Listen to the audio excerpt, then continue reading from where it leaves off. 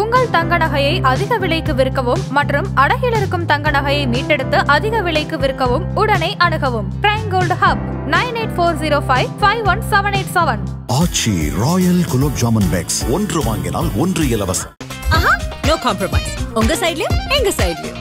It's a GT promise. GT Holidays, South India's #1 travel brand. Karur சம்பவத்திற்கு பின் பாதிக்கப்பட்ட இந்த 41 குடும்பத்தை சேர்ந்த ஒரு குடும்பம் கூட விஜய் இப்படி ஏட்டா எங்கள் குடும்பத்தில் ஒரு சாவை ஏற்படுத்திட்டான்னு சொன்னாங்களா? இல்லை, நெரிசல் ஏதோ நடந்து போயிடுச்சு. ஆனால் இதுக்காக அவர் ஒதுங்கி போயிடக்கூடாது, அரசியலுக்கு வரணும். இந்த 100-110 பேர் காயமடைந்தவர்களுமே அவர் சொல்கிறாங்க. திரு விஜய் அவர்கள் கரூரில் ஏற்பட்ட அந்த துயர சம்பவம் தகவல் கேட்ட உடனே மரியாதைக்குரிய ராகுல் காந்தி அவர் தொடர்பு கொண்டு பேசினார் அப்படின்னு சொல்லி நம்ம தகவல் பார்த்தோம். இன்னொரு கூடுதல் தகவல் என்னன்னா, அடுத்த நவம்பர் மாதம் கரூருக்கு ராகுலே வரப்போறாரு அப்படிங்கிற மாதிரி சொல்றாங்க. விஜய் ஒரு தவிர்க்க முடியாத அரசியல் சக்தியாக இந்த 2026 தேர்தலில் இருப்பார். ஓகே, அவரை அதிமுகவை இணைத்தால் நிச்சயமா ஆட்சி மாற்றம் உறுதி அப்படிங்கிறதுல இந்த தரப்பு இருக்காங்க. திமுகவுக்கு ஒரு செக் கொடுத்து நாம விஜய் தலைமையில வரணும்னு காங்கிரஸ் விரும்பினால் அந்த கூட்டணி அமைவதற்கான வாய்ப்பு இருக்கிறது. விஜய் ஒரு மிகப்பெரிய ஒரு பார்கெனிங் பவராக மாறி இருக்காரு போல இருக்கே சார், தமிழ்நாடு அரசியல் களத்தை பொறுத்த வரைக்கும். நிச்சயமாக நான் அறிந்த வகையில் ஒரு குடும்பத்துக்கு 1-2 ஓட்டாவது விஜய்க்கு போகும். உதாரணத்துக்கு என்னுடைய குடும்பத்தில் என்னுடைய மகளும் மருமகனும் விஜய் அண்ணாவுக்கு தான் ஓட்டு போடுவேங்கிறாங்க. நிச்சயமா அவருடைய வாக்கு வங்கி என்பது ஒரு 15-18% அளவிற்கு சென்று விடுமோ. தமிழ்நாட்டில் டிவிகே தலைமையில் ஒரு மெகா கூட்டணியை கட்டமைக்கணும்னு சொல்லி அம்மா மக்கள் முன்னேற்ற கழக தலைவர் டிடிவி தினகரன் கடந்த 2-3 மாதங்களா அதை பேசிக்கிட்டு இருக்காரு. விஜய் தலைமையில ஒரு கூட்டணி அமையும், திமுக கூட்டணி, அதிமுக கூட்டணி, விஜய் தலைமையில் ஒரு கூட்டணி, சீமான் தலைமையில் ஒரு கூட்டணி, ஒரு 4 முனை போட்டி இருக்குங்கிறார் சார். இதை தாண்டி இன்னொரு கூடுதல் தகவல் என்னன்னா, பிரியங்கா காந்தி அதை விரும்புறாங்க. டிவிகேவோட நம்ம போறதுல தப்பு இல்லை, விஜயோடு கூட்டணி அமைப்பதில் தவறு இல்லைன்னு. எடப்பாடியார் பிரச்சார பயணத்தில் தாவேக கொடி அசைக்கிறாங்க பல தொண்டர்கள். பார்த்தீங்களா, சிக்னல் கிடச்சிருச்சு, புதிய கூட்டணிக்கான பிள்ளையார் சொல்லி போட்டாச்சு அப்படின்னு குமாரபாளையத்தில் எடப்பாடி ஐயா பேசியிருக்காரு. ஏற்கனவே அண்ணா திராவிட முன்னேற்ற கழகத்தில் இருந்த திரு ஓபிஎஸ், திரு சசிகலா, டிடிவி தினகரன் போன்றோர் விலகியதால் ஏற்படும் அந்த பாதிப்பை டிவிகே விஜய் மூலமாக நம்ம பண்ணிடலாம் அப்படிங்கிற அந்த கான்செப்டில் இவர் கூப்பிட்றாரு. ஆனால் அவங்க தரப்பில் இருந்து இன்னும் எதுவுமே சிக்னல் கிடைக்கல. திரு விஜய் அவர்கள் அண்ணா திராவிட முன்னேற்ற கழக தலைமையிலான என்டிஏ அணியிலோ அல்லது காங்கிரஸ் டிவிகே தலைமையிலான அந்த ஒரு மெகா கூட்டணியிலோ இணையாமல் இந்த தேர்தலை தனித்தே எதிர்கொள்வோம் என்கிற முடிவை எடுப்பாரே என்றால் நிச்சயமாக நம்ம பல பதிவுகளில் சொல்லியிருக்கோம், 200க்கும் மேற்பட்ட தொகுதிகளில் கட்டுத்தொகை இழப்பார். ஆதநேயர்களுக்கு அன்பு வணக்கம். இன்று நம்மோடு மூத்த பத்திரிகையாளர் திருமிகு துரை கருணா வந்துள்ளார். வணக்கம் துரை கருணா சார். வணக்கம் சகோதரர். நலமா இருக்கீங்களா? நலமா இருக்கேன். நீங்க நலமா இருக்கீங்களா? நலமா இருக்கேன் சார். சிறப்பு சார். வரலாற்றை கிமு கிபின்னு பிரிப்பாங்க, கிறிஸ்துவுக்கு முன் கிறிஸ்துவுக்கு பின்னு பிரிப்பாங்க. சமீப காலத்துல தமிழ்நாடு அரசியலை காமு காப்பின்னு பிரிக்கிறாங்க. அதாவது கரூருக்கு முன் கரூருக்கு பின்னு தமிழ்நாடு அரசியல் களம் என்பது மாறி இருக்கு. விஜய் மிக முக்கியமான ஒரு ஃபேக்டராக மாறி இருக்காரு. கரூர் சம்பவத்துக்கு பிறகு தேசிய கட்சிகளுடைய பார்வை விஜய் பக்கம் திரும்பி இருக்கு. அது காங்கிரஸாக இருக்கட்டும் சரி அல்லது பாஜகவாக இருக்கட்டும் சரி, 2 பேருமே விஜய் கூட்டணிக்குள்ளார நாம போயிடணும்னு ஆசைப்படுறாங்க. தமிழ்நாட்டை பொறுத்த வரைக்கும் திமுக விஜயை மிக கடுமையாக அட்டாக் பண்றாங்க, எதிர்க்கிறாங்க. அதிமுக விஜயை பாதுகாக்கிறாங்க. சமீபத்தில் அதிமுகவுடைய சட்டமன்ற எதிர்க்கட்சி துணைத் தலைவர் ஆர்பி உதயகுமார் அவர்கள் மீண்டும் திமுக ஆட்சியை பிடித்தால் அது தமிழ்நாட்டுக்கு ஆபத்து, தமிழ்நாட்டுக்கு மட்டும் ஆபத்து இல்லை, தாவேக கட்சியை அழித்து விடுவார்கள் அப்படின்னு ஒரு டோன்ல பேசியிருக்காரு. நீங்க எங்க கூட்டணிக்கு வரணுங்கிற டோன்ல பேசியிருக்காரு. விஜய் ஒரு மிகப்பெரிய ஒரு பார்கெனிங் பவராக மாறி இருக்காரு போல இருக்கே சார், தமிழ்நாடு அரசியல் களத்தை பொறுத்த வரைக்கும்.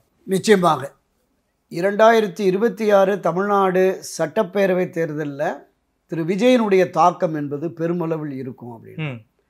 அவர் அரசியல் கட்சியை தொடங்க போகிறாருங்கிற போதே ஊடகங்களின் வெளிச்சம் அவர் மேலே விழுந்துருச்சு.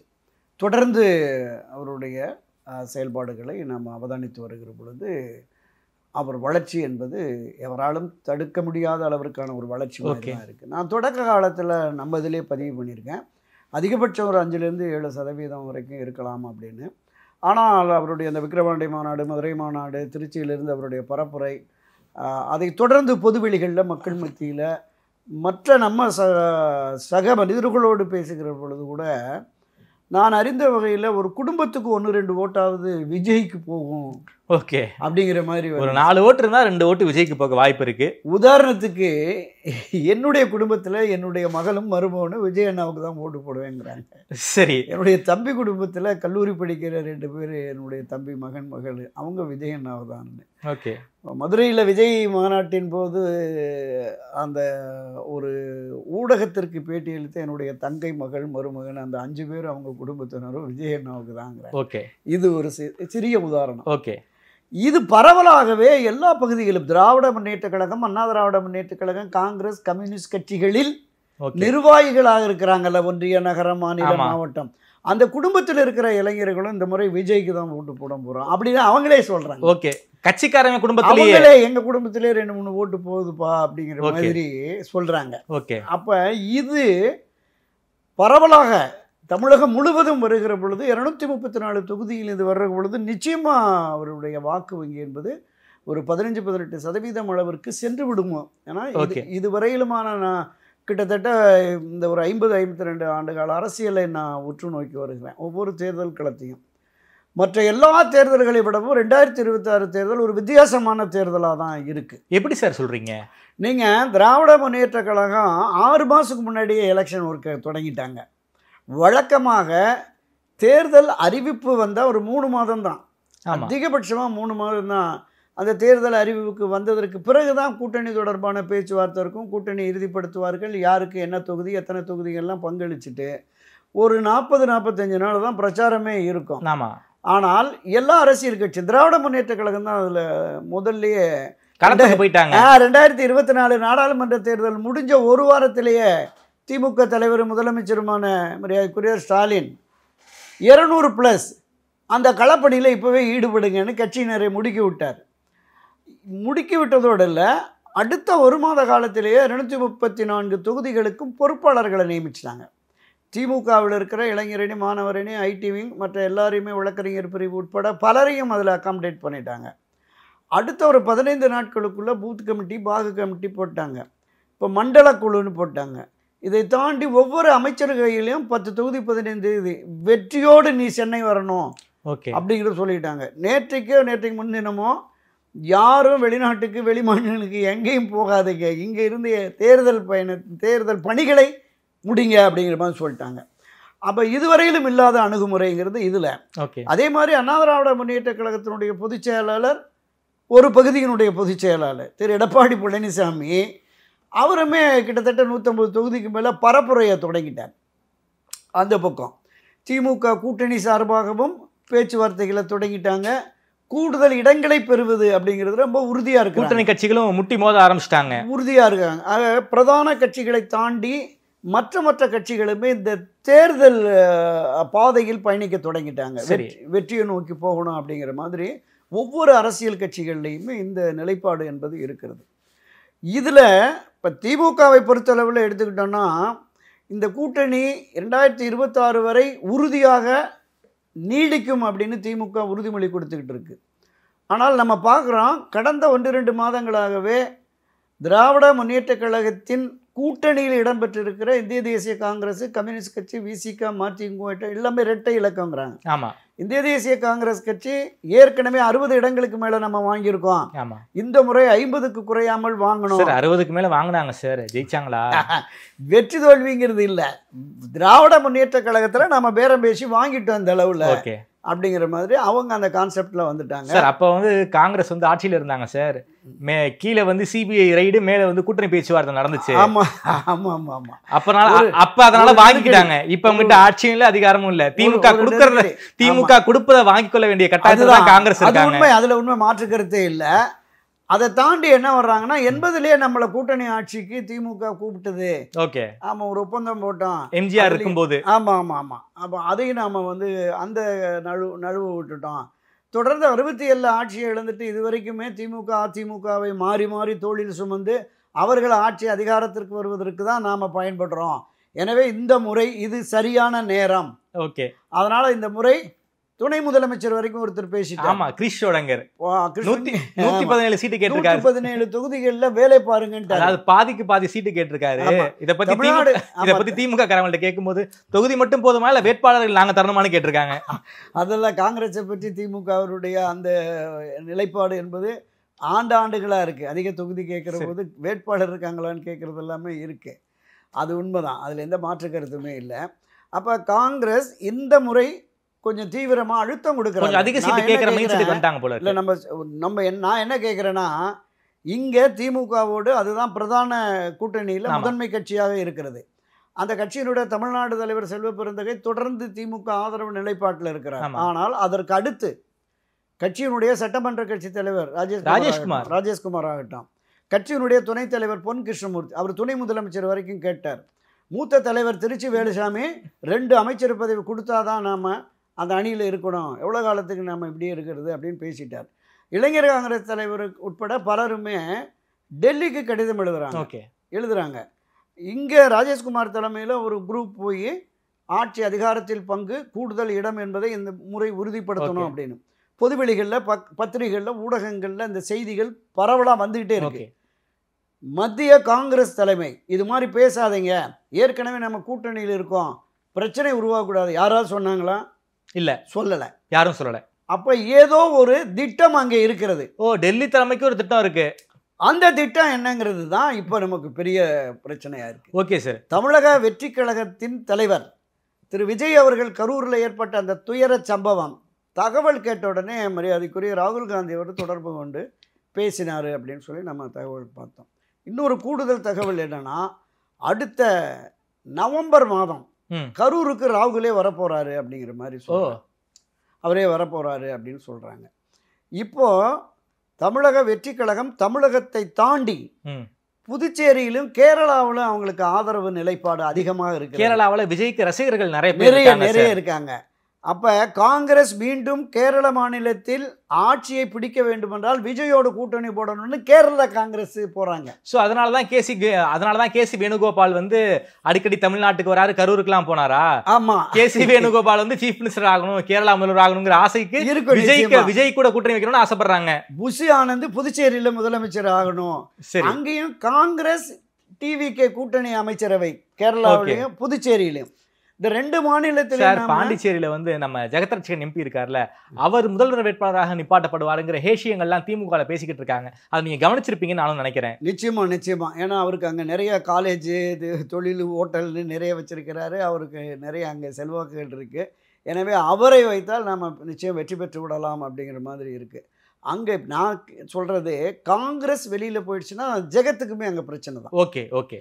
அதனால் இப்படி ஒரு நிலைப்பாடு இருக்குது. நம்ம புதுச்சேரியும் கேரளாவும் பார்த்தோம். ஆமாம், தமிழ்நாட்டில் டிவிகே தலைமையில் ஒரு மெகா கூட்டணியை கட்டமைக்கணும்னு சொல்லி அம்மா மக்கள் முன்னேற்ற கழக தலைவர் டிடிவி தினகரன் கடந்த 2-3 மாதங்களாக அதை பேசிக்கிட்டு இருக்காரு. விஜய் தலைமையில் ஒரு கூட்டணி அமையும். ஆமாம், அதாவது ஒரு 4 முனை போட்டியாக இருக்க வாய்ப்பு இருக்கு. திமுக கூட்டணி, அதிமுக கூட்டணி, விஜய் தலைமையில் ஒரு கூட்டணி, சீமான் தலைமையில் ஒரு கூட்டணி, ஒரு 4 முனை போட்டி இருக்குங்கிறார் சார்.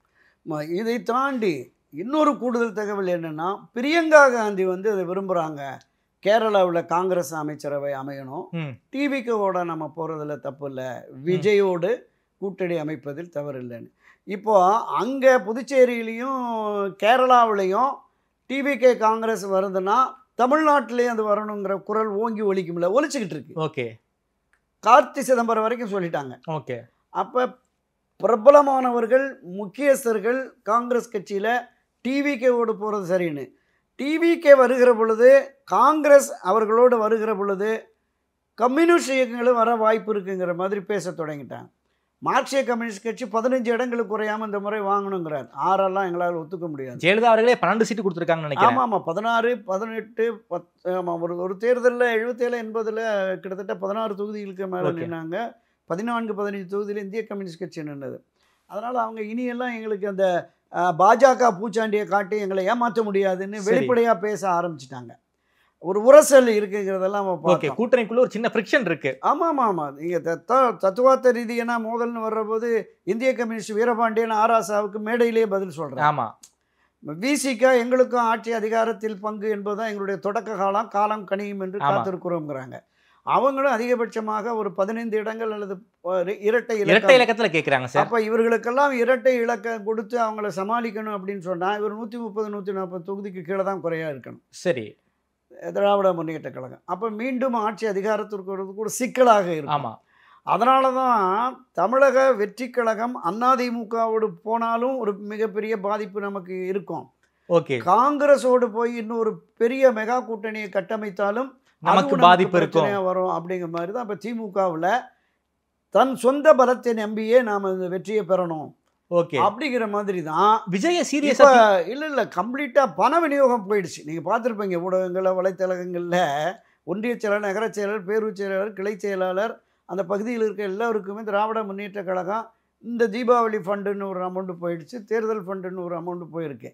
அவர்கள் யார் எத்தகைய மெகா கூட்டணி அமைத்தாலும் 7வது முறையாகவும் திமுகவை ஆட்சிக்கு கொண்டு வருவதற்கு எந்த சர்வபரித்தகத்துக்கும் தயாராக இருக்கணும் அப்படின்னு ஒவ்வொரு கூட்டங்கள்லையும் இப்போ திரு ஸ்டாலின் அவர்கள் நடத்துகிற நேர்முக தேர்தலாகட்டும், மாவட்ட செயலாளர் கூட்டமாகட்டும், அவர்கள் இருக்கிற மாநில மாவட்ட நிர்வாகிகள் அமைச்சர்கள் மட்டத்தில் பேசுகிற பொழுது இதுவரையிலும் சாத்தியப்படாத தொடர் வெற்றியை இந்த முறை நாம் பெற்றே தீர வேண்டும். ஓகே, நம்ம பல பதிவில் பேசணும்ல. புரட்சித் தலைவர் எம்ஜிஆர் 77 80 84 தொடர் வெற்றி, செல்வி ஜெயலலிதா 2011 2016 அவர் ஒரு தொடர் வெற்றி. திமுக தொடர் வெற்றி சாத்தியமற்ற நிலையிலே இருக்கிறது. இந்த முறை அதை சாதித்தே தீரணும் அப்படிங்கிறாங்க. ஓகே, பொதுமக்கள் எதிர்ப்பு, அமைப்புகள் எதிர்ப்பு, கட்சிகள் எதிர்ப்புகளை தாண்டி நாம ஜெயிக்கணும், நாம ஜெயித்தே ஆகணும் அப்படிங்கிற மாதிரி களம் இறங்கி இருக்கிறாங்க. அப்போ இந்த புறம் மெகா கூட்டணி என்பது இந்த அதிமுக விஜய்க்கு சிவப்பு கம்பளம் விரிச்சு வரவேற்குது. ஆமா, பலமுறை பொது மேடைகளில் எடப்பாடியார் பேசிட்டார் சார். பிள்ளையார் அதாவது எடப்பாடியார் பிரச்சார பயணத்துல தாவேக்க கொடி அசைக்கிறாங்க பல தொண்டர்கள். பாத்தீங்களா, சிக்னல் கிடைச்சிருச்சு, புதிய கூட்டணிக்கான பிள்ளையார் சொல்லி போட்டாச்சு அப்படின்னு வந்து குமாரபாளையத்தில் எடப்பாடி ஐயா பேசியிருக்காரு. நாம இது தொடர்பாகவும் பேசியிருந்தோம். ஒரு மிகப்பெரிய அரசியல் கட்சி, தமிழகத்தினுடைய ஆகப்பெரிய அரசியல் கட்சியாக புரட்சியாளர் எம்ஜிஆர் செல்வி ஜெயலலிதா காலத்தில் இருந்தது. இன்றைக்கு பலகீனமானாலும் ஒரு கணிசமான அளவுக்கு வாக்கு வங்கி உள்ள, மக்கள் ஆதரவு உள்ள, கட்டமைப்புள்ள கட்சி தான் அதிமுக. தன்னுடைய பலத்தை நம்பாமல் தாவேக்கா ஒரு புதிய எந்த இதுவுமே இல்லை, இப்போ கட்டமைப்பே இல்லை அவங்க கிட்ட. ஆமாம், ஒரு கட்டமைப்பு இல்லாத ஒரு சூழல். ஆனால் வாக்கு வங்கியை அவரால் உருவாக்க முடியும், வாக்கு வங்கியை சேகரிக்க முடியும் என்கிற அந்த நிலைப்பாடு இருக்குது. ஓகே, ஏற்கனவே அண்ணா திராவிட முன்னேற்ற கழகத்தில் இருந்த திரு ஓபிஎஸ், திரு சசிகலா, டிடிவி தினகரன் போன்றோர் விலகியதால் ஏற்படும் அந்த பாதிப்பை டிவிகே விஜய் மூலமாக நம்ம பண்ணிடலாம் அப்படிங்கிற அந்த கான்செப்டில் இவர் கூப்பிட்றார். ஆனால் அவங்க தரப்பில் இருந்து இன்னும் எதுவுமே சிக்னல் கிடைக்கல.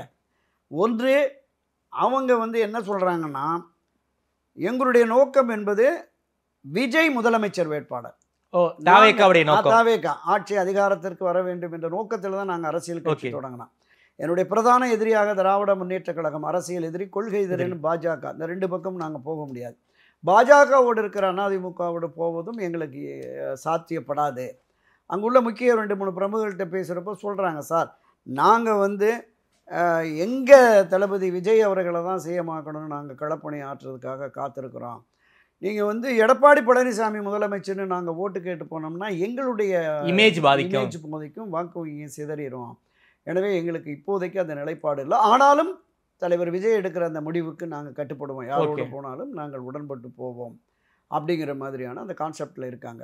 இப்போ நம்ம காங்கிரஸ் கட்சி, கம்யூனிஸ்ட் கட்சிகள், இன்னும் இந்த அமமுக தரப்பில் டிடிவி தினகரன் அவர் வந்து, நீங்கள் இதில் இருந்தால் இந்த அணி என்பது டிவிகே இல்லாமல், இந்த டிவிகே அணி இல்லாமல் திமுகவோ அதிமுகவோ ஆட்சி அமைக்க முடியாத நிலை உருவாகிடும். அந்த அளவிற்கு கூடுதல் இடங்களை நாம் வெற்றி பெறலாம். ஆமாம், ஏற்கனவே நான் தனித்து அமமுக போட்டு டெல்டா தென் மாவட்டங்களில் ஒரு 20 அதிமுக ஓட்ட பிரிச்சதுல அதிமுக தோல்வி அடைஞ்சாங்க, திமுக ஜெயிச்சாங்க அந்த இடங்கள்ல. ஆமாம் ஆமாம். ஸோ அந்த அளவுக்கு இருக்குது உங்களுடைய செல்வாக்கு, அமமுகவின் செல்வாக்கு. இதை தாண்டி அதிமுகவில் இருக்கிற இந்த சிறிய கட்சிகள், ஆதரவு அமைப்புகள், அதே மாதிரி என்டிஏவில் இருக்கிற சிறிய கட்சிகள், ஆதரவு அமைப்புகள், இவர்களோடும் டிடிவி தினகரன் பேசுகிறாராம். நீங்கள் வாங்க டிவிகே விஜய் தலைமையில் நாம் ஒரு மெகா கூட்டணியை கட்டமைப்போம். ஓகே. ஒருவேளை காங்கிரஸ் கம்யூனிஸ்ட் வருகிற பொழுது அவர் சொன்ன மாதிரி டிஎம்கே வெர்சஸ் டிவிகே அணி அப்படிங்கிற மாதிரியானது வந்துடும். கட்டமைப்பு ஒரு பிம்பம் தெரியும் சார், வெளியே பிம்பம் தெரிஞ்சிடும். அப்படி ஒரு நிலைப்பாடு உருவாக்குவதற்கு நம்மால் முடியுமா அப்படின்னு களத்தில் இறங்கியிருக்கிறாங்க. நான் குறிப்பிட்டது மாதிரி விஜயோடு மரியாதைக்குரிய ராகுல் பேசியது, இங்கு காங்கிரஸ் கட்சியினுடைய பெரும்பான்மையான நிர்வாகிகள் கூட்டணி ஆட்சி அதிக இடங்கள் என்று பேசுவதற்கு இந்திய காங்கிரஸ் கட்சியினுடைய மத்திய தலைமை எந்த மறுதளிப்பும் தடையும் போடல, எச்சரிக்கையும் செய்யாத சூழல்ல மத்திய பிரதிநிதியே வந்து 117 தொகுதிகளில் கான்சென்ட்ரேட் பண்ணி வேலை பாருங்க அப்படின்னு அறிவித்த சூழலில் அரசியலில் எது வேண்டுமானாலும் நடக்கலாங்கிறது, இதுவும் நடந்து விடுவோம் அப்படிங்கிற மாதிரி பார்வை தான் இருக்கிறது. Okay sir. சார், குறிப்பாக சமீபத்தில் தினமலரில் ஒரு செய்தி சார், பவன் கல்யாண் விஜய் கூட பேசிட்டாரு. அதாவது நான் எப்படி வந்து ஆந்திராவில் வந்து ஜெகனை வந்து வீழ்த்துவதற்காக என்டிஏ கூட்டணிக்கு போனோம், அதாவது சந்திரபாபு நாயுடு பாஜக கூட்டணியில் நான் இணைந்தேன், இதன் காரணமாக நான் வந்து இன்னைக்கு துணை முதல்வராக இருக்கேன், அதே ஸ்ட்ராட்டஜியை நீங்கள் ஏன் ஃபாலோ பண்ணக்கூடாது, என்டிஏ கூட்டணிக்கு நீங்கள் வந்தீங்க அப்படின்னா திமுகவை மிக எளிதாக வீழ்த்தி விடலாம், துணை முதல்வராகவும் ஆயிடலாமே அப்படிங்கிற ஒரு டோனில் பேசியதாக ஒரு பத்திரிகை செய்தி. இது கேட்கறதுக்கு நல்லா இருக்கே சார். துணை முதல்வர், முதல் எலெக்ஷன்லேயே துணை முதல்வர் இல்லை பேசியிருக்கலாம். நம்ம அடிக்கடி தமிழ் ஒரு பழமொழி, அல்லாமல் குறையாது இல்லாமல் பிறக்காதுன்னு, ஏதோ ஒன்று நடந்திருக்கலாம். ஆமாம், அவருடைய கான்செப்ட் சரி. என்னுடைய அரசியல் எதிரி இன்றைக்கு ஆட்சி கட்சியாக இருக்கிற திராவிட முன்னேற்ற கழகத்தை வீழ்த்துவது தான் டிவிகேனுடைய முதன்மை குறிக்கோள். கொள்கை எதிரியை அப்புறம் பார்த்துக்குவோம் சரி அப்படின்னு என்டிஏ ஏடிஎம்கே அணிக்கு வந்தாலும் நம்ம ஆச்சரியப்படுறதுக்கு இல்லை. ஆனா இதுல என்ன ஒரு சிக்கல்னா, கூட்டணி ஆட்சிக்கு எடப்பாடி ஒப்புக்கொள்வாரா, அது ஒன்று இருக்கு. ஓகே. துணை முதல்வர் கொடுக்க மாட்டாரா சார்? இல்ல, அதுதான் நம்ம ஆரம்பத்திலே பேசியிருக்கோம், ஒரு 6 மாசத்துக்கு முன்னாடியே பேசணும். 60 இடம் துணை முதல்வர் டெப்டி சிஎம் தான் முதல்ல கேட்குறாங்க அப்படின்னு சொல்லிட்டு. அது இல்லை, 20 தொகுதி தர்றோம், 20 தொகுதிக்கு வெற்றி வேட்பாளரை தாருங்கள் என்று எடப்பாடி தரப்புலேருந்து பேசினதா நமக்கு தகவல் கிடைச்சது. நாட்கள் நெருங்க நெருங்க, இப்போ இந்த அக்டோபர், நவம்பர், டிசம்பருக்குள்ள நிச்சயம் முடிஞ்சிடும். ஓகே. டிசம்பருக்குள்ள யார் எந்த அணி, யாரோடு யார் கூட்டணி என்பது தெளிவாயிடும். அப்ப என்டிஏ ஒரு வலுவான அணி, அதிமுக ஒரு வலுவான கட்சி, டிவிகே அதுவும் வளர்ந்து வருகிற வலுவான கட்சி, இதை தாண்டி அடுத்த நிலையில பாமகவும் இருக்கு. ஆமா. அப்ப இவர்களுக்குள் இடப்பங்கீடுன்னு வந்தாலே கூட்டணி ஆட்சி கட்டாயமாயிரும். சரி, 30, 40, 50 பேர் வந்துச்சுன்னா திமுகவிலையும் சரி அதிமுகவிலையும் சரி இடப்பங்கீட்டுல பிரச்சனை வரும். பிரச்சனை வரும் பெரிய அளவுல. இடப்பங்கீடு எத்தனை இடங்கள் யாருக்குன்னு, அதை தாண்டி தொகுதி அடையாளப்படுத்துவது, இது 2 அரசியல் கட்சிக்குமே பிரச்சனைகள் இருக்கும். ஏற்கனவே திராவிட முன்னேற்ற கழகம் 2 தேர்தலில் அவங்க சமாளிச்சிட்டதுனால அவர்கள் கூட சமாளித்து விடலாம். ஓகே. ஆனால் அதிமுக, என்டிஏ, டிவிகே, இந்த பாமக போன்ற அணிகள் உள்ள வருகிற பொழுது மிகப்பெரிய அளவில் பிரச்சனை. ஏன்னா 150 தொகுதிகளுக்கு குறையாமல் அதிமுக நிற்க வேண்டிய கட்டாயம் சார். ஆமாம், தனித்து வர முடியும். ஆனால் இதில் டிவிகே, என்டிஏ இந்த அணிகள்லாம் வருகிற பொழுது இடப்பிரச்சனை என்பது பெரிய அளவில் இருக்கும். ஆட்சியில் பங்கு என்பதையும் ஒத்துக்கொள்வாரான்னு தெரியல. ஆனால் நான் அறிந்த வகையில் அமித்ஷாட்டே அதை சொல்லிட்டாரு, கூட்டணி ஆட்சி கூட வச்சுக்கலான்னு சொல்லிட்டாரு. ஆனால் இப்போது வேண்டாம். ஓகே, வெளியே சொல்ல வேண்டாம், பொது வெளிகளில் கட்சியினர் மத்தியில் அப்படி ஒரு தாக்கம் உருவாகிற வேண்டாம். அதனால அதிமுக தலைமையில் சொல்லுங்கன்னதுனால தான் திரு அண்ணாமலை போன்றோர், நயினார் போன்றவருக்கு எடப்பாடி பழனிசாமி தான் முதலமைச்சர் அப்படின்னு பேசிட்டு இருக்காங்க. ஸோ கூட்டணி ஆட்சி வந்தாலும் கூட அதிகபட்ச இடங்களை பெறுகிற அதிமுக சார்பான பழனிசாமி தான் ஓகே சார் சிஎம் அவங்க அறிவிப்பாங்க, அதில் மாற்று கருத்து இல்லை. இது எப்படி போகிறது, இந்த நிலைப்பாட்டை எப்படி எந்த அரசியல் கட்சி எந்த அணிக்கு இழுத்துட்டு போக போகுது, எந்த அணியில் போய் இணைய போகிறாங்க அப்படிங்கிறது ஒரு மிகப்பெரிய அளவிலான ஒரு கேள்விக்குறியாகத்தான் இருக்கிறது. நீங்கள் குறிப்பிட்டது மாதிரி விஜய் ஒரு தவிர்க்க முடியாத அரசியல் சக்தியாக இந்த 2026 தேர்தலில் இருப்பார். ஓகே. அவரை அதிமுகவை இணைத்தால் நிச்சயமாக ஆட்சி மாற்றம் உறுதி அப்படிங்கிறதுல இந்த தரப்பு இருக்காங்க. திமுகவுக்கு ஒரு செக்கு கொடுத்து நாம விஜய் தலைமையில் வரணும்னு காங்கிரஸ் விரும்பினால் அந்த கூட்டணி அமைவதற்கான வாய்ப்பு இருக்கிறது.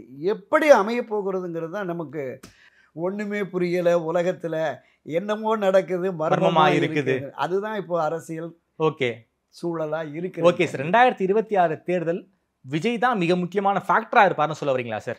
இல்லை நிச்சயமா. ஏன்னா நான் தொடக்கத்திலே அதான் சொன்னேன், ஒரு தாக்கத்தை உருவாக்கக்கூடிய அளவிற்கு நீங்கள் அவருக்கு இந்த நம்ம பேசணும்ல, கரூர் சம்பவத்திற்கு முன் கரூர் சம்பவத்திற்கு பின்னு, கரூர் சம்பவத்திற்கு பின் ஒரு மிகப்பெரிய அளவில் ஊடகங்களில் வலைத்தளங்களில் குறிப்பாக திராவிட முன்னேற்ற கழகத்தினுடைய அந்த ஐடிவிங்களெல்லாம் பார்த்தீங்கன்னா மிகப்பெரிய சரிவு பின்னடைவு, அவரால் எந்திரிக்கவே முடியாது அப்படிங்கிற மாதிரியெல்லாம் பரவலாக வந்தது.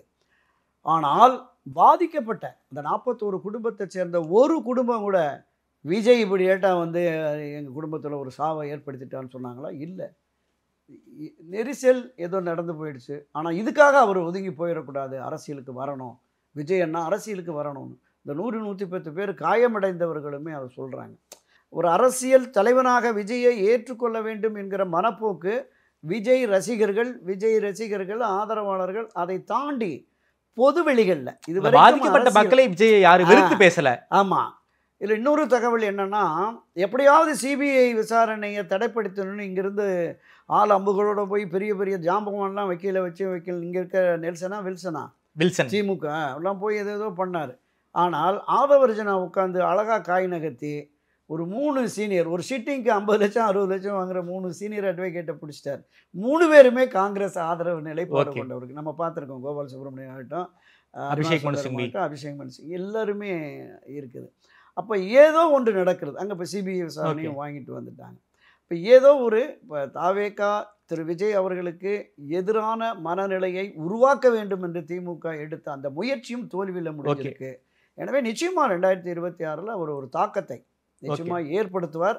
நான் குறிப்பிட்டது மாதிரி தனித்து திமுகவோ அதிமுக அணியோ ஆட்சி அமைக்க முடியாத நிலையில் தாவேகா ஒரு ஃபோர்ஸாக வந்து வருகிறது. ஆனால் இதில் இன்னொரு விஷயத்தை நாம் நிச்சயமாக பதிவு பண்ணி ஆகணும். இதில் இன்னொரு அம்சத்தை நம்ம எப்படி பார்க்கலான்னா, திரு விஜய் அவர்கள் அண்ணா திராவிட முன்னேற்ற கழக தலைமையிலான என்டிஏ அணியிலோ அல்லது காங்கிரஸ் டிவிகே தலைமையிலான அந்த ஒரு மெகா கூட்டணியிலோ இணையாமல் இந்த தேர்தலை தனித்தே எதிர்கொள்வோம் என்கிற முடிவை எடுப்பாரே என்றால் நிச்சயமாக நம்ம பல பதிவுகளில் சொல்லியிருக்கோம், 200க்கும் மேற்பட்ட தொகுதிகளில் கட்டுத்தொகை இழப்பார். 1-2 தொகுதிகளில் அந்த வேட்பாளருடைய தனித்தன்மையோடு ஏதாவது வெற்றி பெற்றால்தான்.